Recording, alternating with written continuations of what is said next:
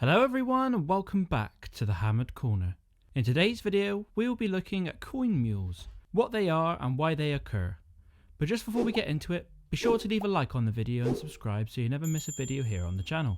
So for those who are new to the hobby, trying to ID your hammered coins might be hard enough as it is, with each issue having lots of classes and subclasses. But just to add to the confusion, we have a coin attribute called a mule. Special thanks to David Greenhouse, a professional moneyer, for his expertise and information for the video. And if you're in the UK every summer, be sure to visit David as he works up in Bamburgh Castle, where you can watch and learn how dies are created, how they're struck, and even purchase some of your own examples. But in the meantime, for more information on coin dies, David's British Numismatic Journal article on coin dies are down below. Now, a coin mule is a die pairing that are not normally used together. So firstly, what are coin dies? So coin dies are two metal tools used in the striking of hammered coins. The obverse design, and more often the more complex and intricate of the two, was cut into the bottom die, or the pile. The reverse design was then cut into the top die, or the trussel. A blank planchet was cast, and before being struck would look like a small circular piece of metal, and would be placed into the centre of the pile die, placing the trussel on top, and with one firm strike of the hammer would create the hammered coins we have in our collection. So when we have double struck coins, the die would have hit the planchet twice upon the strike, perhaps due to an unsteady hand. There are also coins that have an obverse design struck on the reverse and vice versa, as the planchet could have spun in the die upon impact. Coin dies were purchased from the engravers, and from the reign of Edward III, coin dies were purchased in the ratio of 3:1.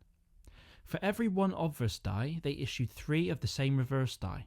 This is because the reverse die of the trussel was the die being struck repeatedly by the hammer, and as a result saw the reverse dies breaking much faster than the obverse dies. The obverse dies would have been returned for new issues if it hadn't worn, or the imprint had become soft, or damaged like a die split. They were also recalled after a period of time to issue new designs, as new dies were created with different designs, pix marks, etc. to record the coins produced in any given quarter of the financial year. And David Greenhouse conservatively estimates that each die from the later medieval penny would strike around 50,000 coins. The mints had to buy the dies from the engravers, and any surplus reverse dies would be used with the next issue of dies, and if this occurs with a change in pix marks, that's when mules occur. The obverse dies had to be returned so a new set could be issued, and sometimes the old return dies, if suitable, would be reissued with new reverses. And if you're sat trying to ID a coin and an obverse design matches one subclass and the reverse doesn't meet the same details, it could be a possibility that your coin is a mule with a different class. Unfortunately, in most cases, mules don't increase the price overall, but are a great addition to its history, and you can have great pride that there are fewer examples of your coin than any other types. So some mules, yes, can be extremely rare and thus could command a high premium. And surprisingly to me, I purchased a short cross penny from the reign of King John, and I purchased it as a type 5B1, but it was later confirmed that the reverse die was a 5A2. So as you can see straight from the off, the newly issued obverse die would have been paired with a leftover reverse die, albeit intentionally or unintentionally. The main giveaway for this being a mule is the initial mark on the reverse is a cross pomme rather than a cross pate seen on the coins attributed in class 5.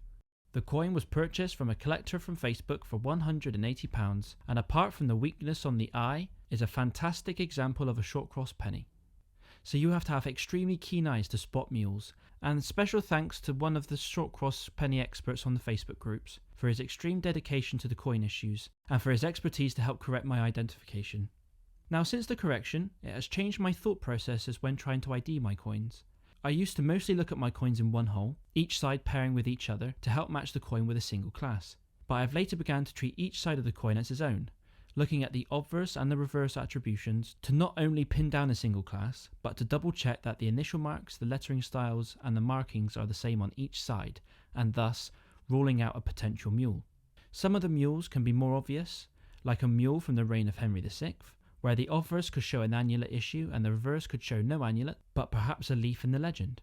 While some issues may be less obvious and thus may result in an almost positive idea of one side of the coin, until a specialist analyses it and tells you further. But for the most part, if you don't ID a mule, the muled obverse or reverse design will match the subclass very close to it. So there we have it. I hope you've enjoyed today's video, and I hope you feel you've come away learning something new. Big thanks to David and my Facebook friend for their expertise in this field. and with their help have made me a smarter and more observant numismatist.